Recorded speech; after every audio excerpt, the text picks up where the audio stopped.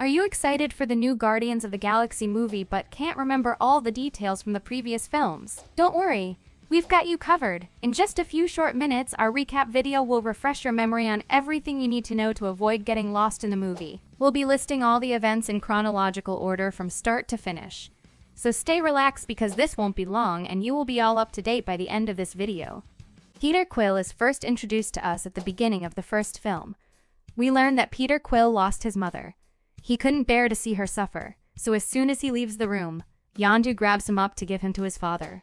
However, since his Yondu was aware of what Ego used to do with all of his children, he felt sorry for the young boy and raised him among the Ravagers. At this time, Thanos destroyed the Zahoberi planet's population by half. We then jump to 2014 after Gamora appears, who grew up to be Thanos' ideal daughter and best warrior.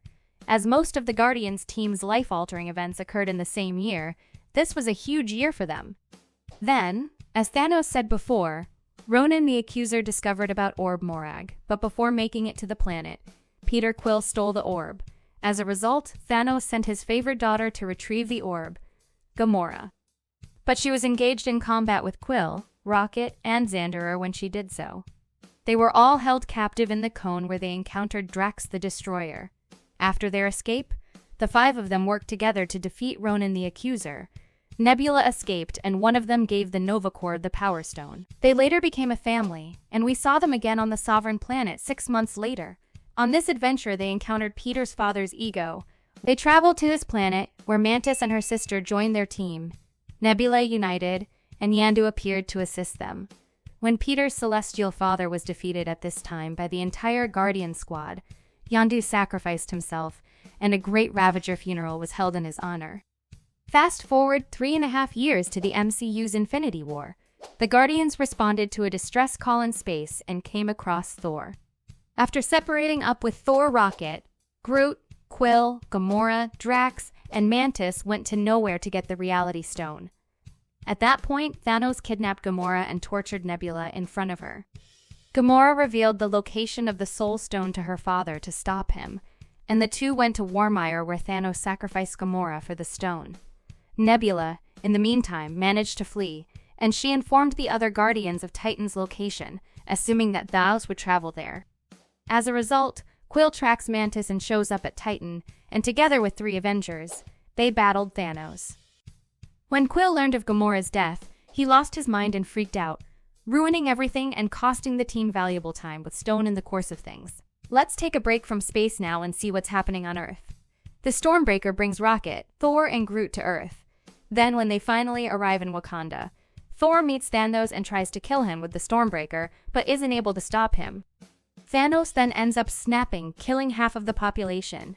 Rocket and Nebula were the only members of the Avengers to accompany them to confront Thanos after the Avengers were eliminated, and characters like Quill, Drax, and Mantis were temporarily erased from existence. We then move on to Marvel's Endgame.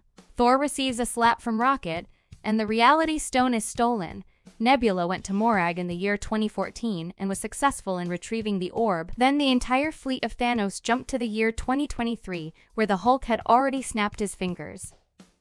Everyone who had been killed in Marvel's Avengers, Infinity War, returned and fought against Thanos' army.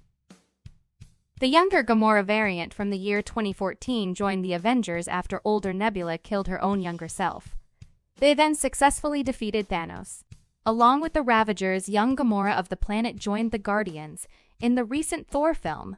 The Guardians spent time with Thor on numerous missions, and they are seen helping Thor with getting back in shape. After that, they all traveled to planet Indigar for an enjoyable getaway, but that soon turned into another battle, with Thor destroying literally everyone. Eventually, they decided to part ways with Thor in order to check on the gods that Gorr was killing. After that, we cut to the Guardians of the Galaxy holiday special, in which Peter and his family buy Nowhere and introduce Cosmo the dog onto their team. Groot is now fully grown up and muscular, but after recognizing Peter's loneliness and sadness, Drax and Mantis decide to cheer him up by spending Christmas with him.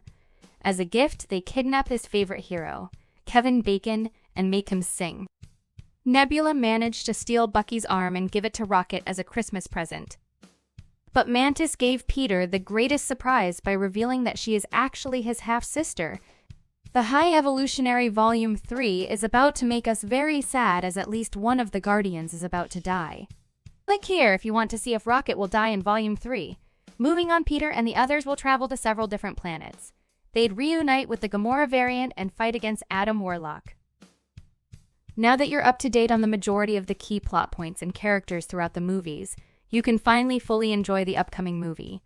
We hope this quick and detailed recap has brought the Guardians of the Galaxy back to the forefront of your mind. We hope you enjoyed this video as much as we did making it. Subscribe for more cinema content.